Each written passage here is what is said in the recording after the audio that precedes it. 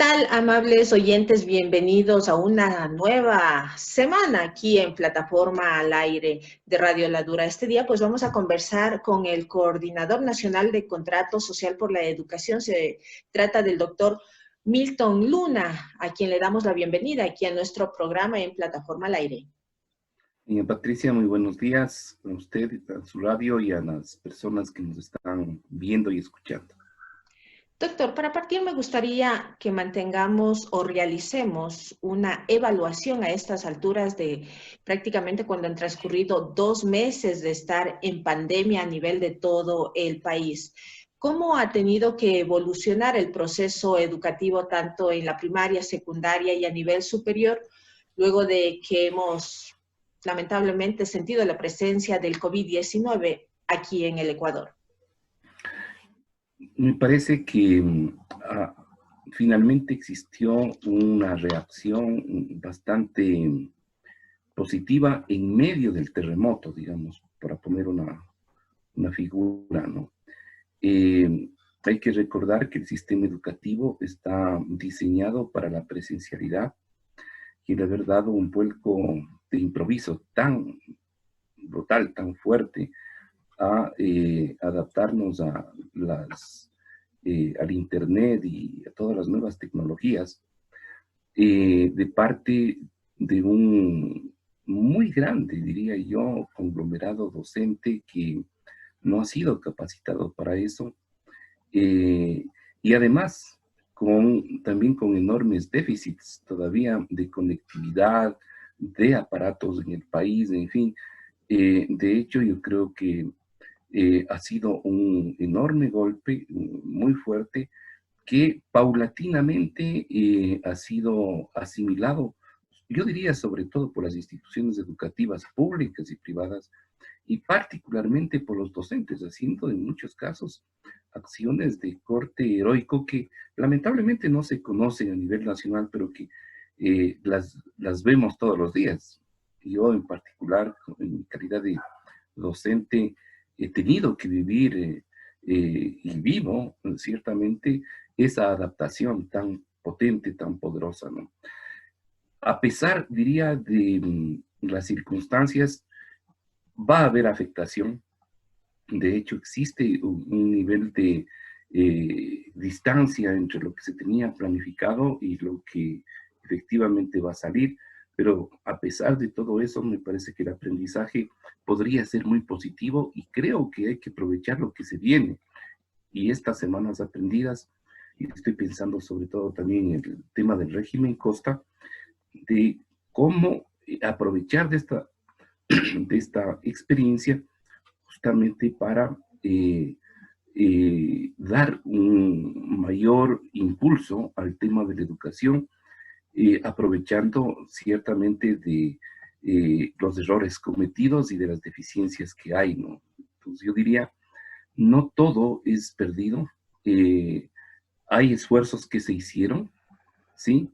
Eh, diría que en lo que nos queda en el régimen Sierra hay que aprovechar para que los aprendizajes, y esto es bien importante lo que voy a señalar, no solamente la gente aprende o debería aprender las materias, en eso vamos a tener dificultad y habrá que compensar después.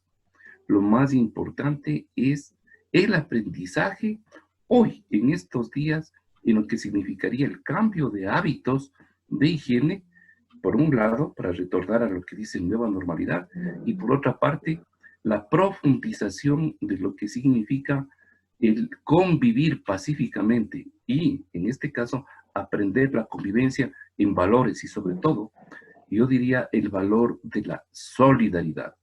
Si esta generación que le ha tocado vivir esta experiencia tan dura, efectivamente es formada y se acordará para toda la vida si practicó, en este caso, esta convivencia, esta oportunidad de poder sobrellevar circunstancias tan difíciles, tan complejas, con lo que hoy dicen resiliencia, esa capacidad de los seres humanos de salir en las peores condiciones, de salir adelante en las peores condiciones, y por otra parte, salir también bien, salir positivos, salir unidos, salir solidarios, ¿no?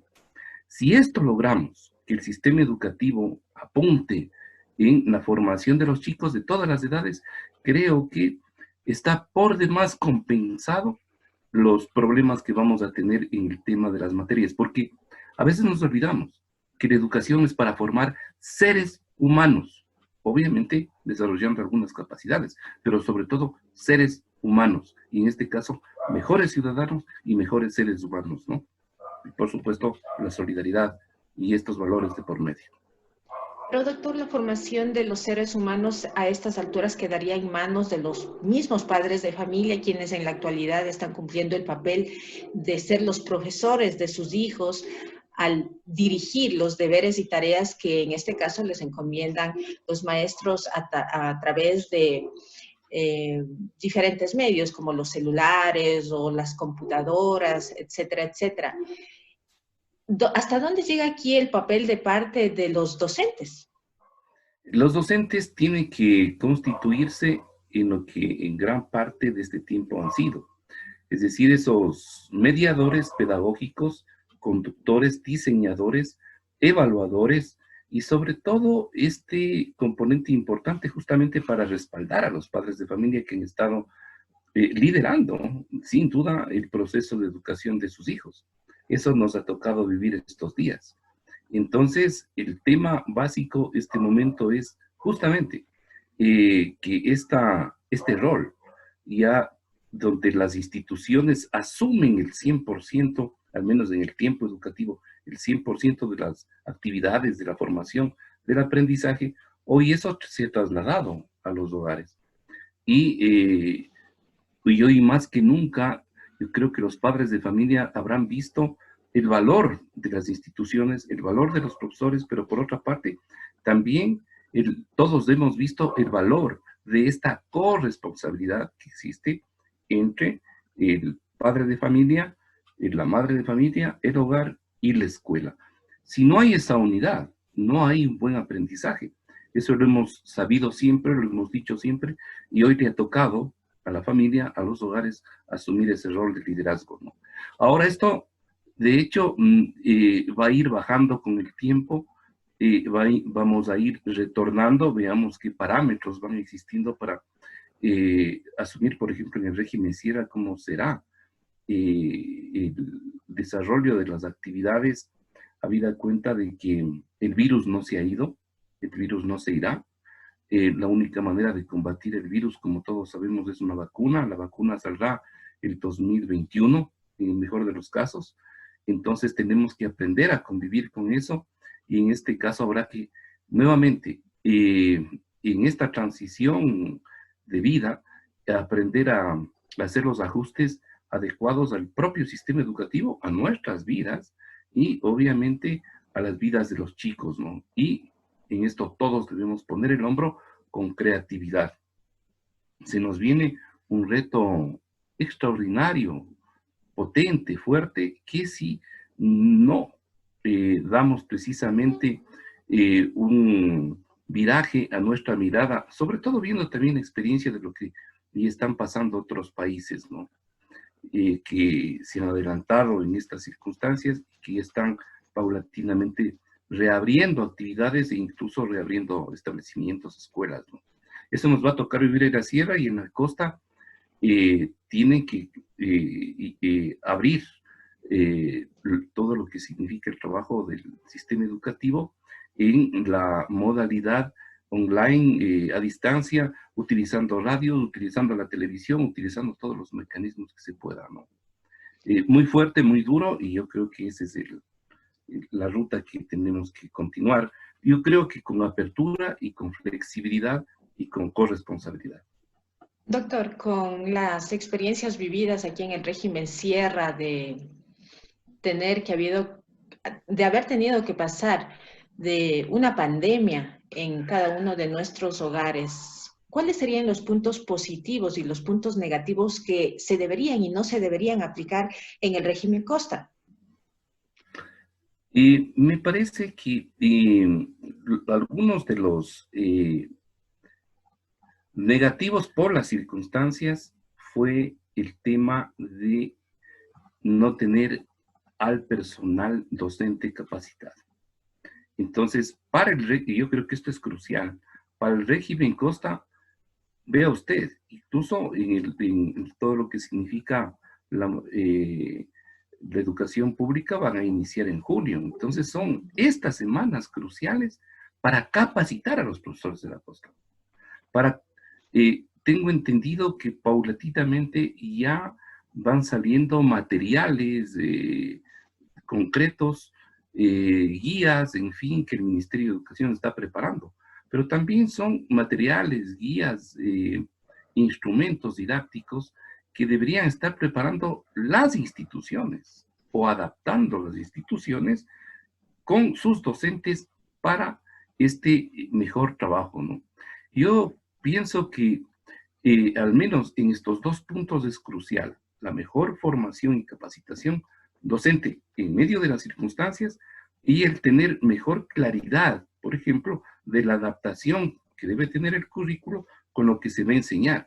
Y sobre todo yo le diría a doña Patricia lo siguiente: lo más importante en este momento es adecuar al sistema educativo a la realidad de las demandas de una sociedad que no es consciente suficientemente de lo que está viviendo. Para mí el peor problema que tenemos en este momento es que un gran porcentaje de la sociedad no entiende, no comprende la gravedad y el nivel de colaboración que debemos tener para superar la pandemia. Y esto solamente puede ser solucionado con formación, con entender, con educación, con información. Aquí han fallado muchas autoridades que nunca entendieron que el tema de la educación es extremadamente importante. Un pueblo educado es un pueblo que reacciona más rápidamente a las instrucciones que le puede dar una autoridad sanitaria o autoridad nacional. Vea usted, tenemos informaciones que Taiwán, Corea del Sur, en fin, han tenido Alemania, una mejor reacción frente a la pandemia, pero la mejor reacción ha sido el cómo se ha adaptado la población. Pero si usted se pregunta por qué se ha adaptado la población a un régimen disciplinario determinado, es porque tiene sensibilidades, tiene capacidades, y eso solamente le entrega la educación. Entonces, todavía esto no se ve con claridad, lamentablemente, y yo veo muchas situaciones de tipo errático al respecto en las decisiones de las autoridades. Entonces ahí sí me comienzo a preguntar lo siguiente, porque lo que hemos hablado en este momento es de lo que sucede de la educación hacia adentro, ¿no? Y en su relación con la familia, en fin. Pero hablemos de la educación como política pública general. Usted en estas circunstancias no puede reducir los presupuestos educativos en los diferentes niveles.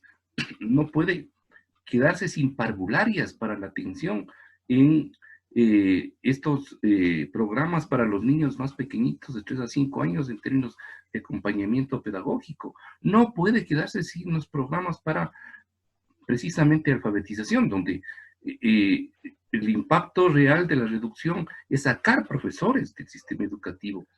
Y no puede reducir casi en $100 millones el presupuesto de las universidades, porque el impacto de esto se lo va a tener ya mismo, porque las instituciones tendrán que ajustarse y muchos elementos, sobre todo docentes, van a ser sobrecargados de trabajo por un lado y otros van a tener que abandonar su carrera docente. El impacto de esto va a ser gravísimo para el país en el corto tiempo, pero sobre todo en el mediano y en el largo plazo. Doña Patricia, hay que poner un punto muy importante a considerar en el pensamiento de la gente. El virus tarde o temprano se va a ir. Tarde o temprano lo vamos a vencer. Va a venir la vacuna, nos vamos a adaptar de mejor manera, vamos a tener mejores anticuerpos, lo que fuere. Pero no podemos, ese momento, cuando ya la tempestad se haya ido, regresar a ver y ver que hemos destruido las instituciones. Instituciones como las universidades o como muchos establecimientos educativos, y darnos cuenta de que cientos o miles de chicos se han ido y han dejado sus carreras universitarias, que pasarán a engrosar las filas de los desocupados, pero también las filas de los que nunca van a acabar su carrera universitaria. Esa es una pérdida de capital humano enorme para el país. El pensar que un sistema educativo no solamente, al menos a nivel universitario, debe establecer una línea de formación, capacitación y en la línea de aprendizajes donde lo docente es lo importante, donde el enseñar en clases es importante. Pero hay otra línea muy importante que es la investigación. Vamos a perder capacidades de investigación. Entonces, el destino de ese país va a ser un destino de retroceso y, sobre todo, de seguir en el subdesarrollo. Entonces, ese lujo, entre comillas, lujo, yo diría irresponsabilidad, no podemos avalar. Por lo tanto, estas dos dimensiones hay que ver, es decir, ¿qué vamos a hacer en la práctica adentro para que el sistema educativo no decaiga en términos de su calidad y que se adapte a las condiciones y responda a las condiciones contemporáneas y actuales frente a la pandemia, en fin, que es una cuestión extremadamente importante, pero también cómo logramos proteger fondos públicos? Ciertamente que el país está quebrado, pero justamente en esa quiebra, una buena administración talentosa y con mirada estratégica es lo que se requiere. No podemos quedarnos sin plata y sin recursos, y sobre todo extraer esos recursos del sistema educativo. Entonces yo creo que eso es clave. Pero ante el recorte presupuestario que se busca hacer, sobre todo que terminaría afectando a la educación, ¿qué se puede hacer? Por ejemplo, trabajadores, catedráticos, estudiantes universitarios realizan plantones que se ha podido evidenciar, por ejemplo, en los exteriores de la Universidad Central. Tenemos entendido que este tipo de plantones también se están reproduciendo en otras provincias, pero no son escuchados. Se avanza en dos proyectos de ley al interior de la Asamblea Nacional. El ministro de Finanzas comparece, pero la situación no ha cambiado. Se va gestando un descontento muy grande y esto es muy peligroso. Es decir, en un ambiente de enorme crisis, no solamente están impactados en este momento por estas medidas los estudiantes, sino sus padres. En muchos casos están siendo botados de estos trabajos, están cerrando fábricas. La línea de reducir el personal en el aparato estatal es enorme, es decir, el tema del desempleo. Es decir, se están creando condiciones para que se desarrolle una explosión social enorme. Entonces, la vía desde la economía y desde la sociedad y de la política es, por ejemplo, cómo defendemos el empleo, cómo defendemos el trabajo, ¿sí? Y cómo defendemos la matrícula. Es decir, son tres consignas fundamentales que debe tener el país. Entonces, en la asamblea, en estas leyes que se están dictando, por ejemplo, deben haber disposiciones que permitan, porque, paréntesis, están de alguna manera llegando recursos emergentes para el país para enfrentar esta crisis, ¿sí? Yo sé que hay 30.000 huecos. Al menos un hueco gravísimo es el hueco de la educación. No podemos permitir que una cantidad de gente salga del sistema educativo. Por lo tanto, hay que, por ejemplo, es una idea que en este momento yo puedo proporcionar, crear un fondo con esos recursos para becas o créditos educativos blandos, de tal manera que los sectores, por ejemplo, de clase media, sobre todo, que van a ser sumamente golpeados, tengan a través de un crédito emergente, blando, recursos en las instituciones públicas para la manutención de los chicos, ¿sí? Y en el sector privado, porque hay N cantidad de gente de los sectores medios que van a las universidades privadas y a colegios privados, que tengan recursos para las matrículas y que las instituciones, que sé que se están haciendo, sobre todo en las privadas, también bajen un poco sus aranceles. Entonces, aportemos de todo lado, Pero estos temas veo que no se discuten y solamente vamos a lo duro, cerremos, saquemos gente, en fin. O sea, propongo un gran fondo que puede ser de esos recursos para becas y sobre todo, en este caso, para crédito educativo para esta coyuntura. De tal manera que esos chicos que están en segundo, tercer año o están por graduarse, sigan en sus estudios. Porque este momento, Patricia, y eso lo digo yo porque soy docente universitario y veo a muchos de mis alumnos que están ya pensando en irse de la universidad, Sí es. angustiados, con unas depresiones terribles, porque se les va la vida, Patricia.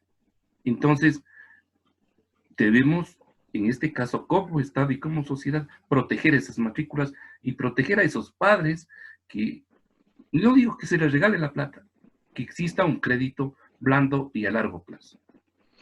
Usted con esta propuesta tal vez ha buscado mantener algún tipo de acercamientos con las autoridades gubernamentales para que escuchen su planteamiento y pueda realizarse y ejecutarse la creación de este fondo. Sí, cómo no. Desde el día viernes estoy enviando a través de una carta y de llamadas telefónicas, en fin, sobre todo a asambleístas que dirigen una serie de bloques para que sean sensibles a esto. Sé que con la misma idea, varios rectores de universidades privadas y públicas está gestándose una línea e incluso para la configuración de un proyecto de esta naturaleza. Y se están estableciendo contactos con Banco Mundial, se establecerán con BID, en fin, porque eso es lo que nos anunció el presidente de la República el día viernes, están llegando recursos. Ujú. Entonces, parte de esos recursos, una parte de esos recursos, podría ir para esto. Y lo otro, la sugerencia es no recorte, esta es una sugerencia del presidente de la República, no recorte esos recursos, saque de cualquier otro lado. Sabemos que el Estado se infló, ¿sí? En años anteriores. Este rato no es un momento de ponernos a disparar entre nosotros. Recortemos, pero recortemos no de educación. Así como no se recorta este momento, a nadie se le ocurre, vamos a ver, recortemos a la mitad o también quitemos el 10% a Fuerzas Armadas. ¿Me entiende? Ujú. Nadie ha dicho eso, ni a la policía. Y obviamente pedir que se recorte su salud sería una locura. Nuevamente, no hay salud si no hay educación. Entonces, porque previo está la educación a la salud, un pueblo debidamente formado responde de mejor manera a las medidas y políticas para sustentar la salud. Esto no se entiende todavía. Eso es lo que debemos meter en la cabeza de la gente y sobre todo de los que están en este momento tomando decisiones. Sí, Patricia, estamos haciendo esa gestión a través del contrato social, de rectores de universidades, en fin, y espero yo que se genere un movimiento en estas horas, porque seguramente en poquísimas horas tendrán que dictar esta ley, ¿no? Mientras ustedes de alguna manera buscan impulsar la creación de estos fondos para apoyar tanto a estudiantes, padres de familia en general, para tratar de superar esta crisis, el presidente de la República hace algunos días atrás firmó el decreto 1040 con el que se suprime el Instituto de Formación del Talento Humano, que era el ente encargado de la oferta de becas y créditos educativos. ¿Cuál es su lectura al respecto? De lo que he escuchado, se suprime el aparato burocrático, pero no la política, y que la política y todo el andamiaje va a ser asumido por el CENESID. Así es. Entonces, porque si no, sí resultaría grave que estamos de un lado hablando de becas y de crédito y no hay la instancia para eso. Entonces, sí, ciertamente este momento tenemos eh, digamos, una dificultad al respecto que tendría que ser solucionada. Bueno, me gustaría que por favor me ayude con un mensajito, en este caso para los ciudadanos y estudiantes a nivel nacional para que tomen en cuenta las ventajas y desventajas que puede obtenerse a través de esta pandemia, ¿no? Uno, yo creo que recuperar la idea de que la educación es un derecho humano, que la educación está antes que la salud, digamos, si no estamos educados bien, difícil que entendamos cómo cuidarnos. Es decir, y por lo tanto hay que cuidar la educación pública y cuidar la salud pública. No rebajemos el presupuesto, en este caso, a las universidades, ni a otros programas importantes, y sobre todo, en esta coyuntura, hogares y instituciones educativas tenemos que aliarnos mucho y que los chicos entiendan que están viviendo un momento fundamental en su vida, y lo fundamental es vivir en paz, con convivencia pacífica y sobre todo con solidaridad. Ese sería mi mensaje. Muy bien, estas han sido las palabras del doctor Milton Luna, coordinador nacional del Contrato Social por la Educación, a quien agradecemos el habernos acompañado aquí en Plataforma al Aire. Te agradezco muchísimo.